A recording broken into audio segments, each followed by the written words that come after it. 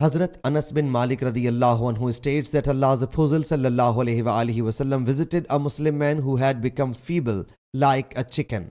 Allah's Apostle sallallahu alaihi wasallam said to him, "Did you supplicate Allah Jalla Jalaluhu for anything or beg something of him?" He submitted, "Yes, I used to submit, O Allah Jalla Jalaluhu, award me in this world the punishment which you are going to award me in the hereafter."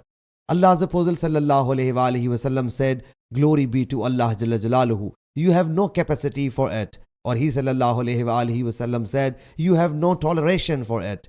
Why did not you make this invocation? O our Lord, give us good in the world and give us good in the hereafter, and save us from the torment of hell." The reporter said, he sallallahu alaihi wasallam invoked Allah Jalla Jalaluhu for him.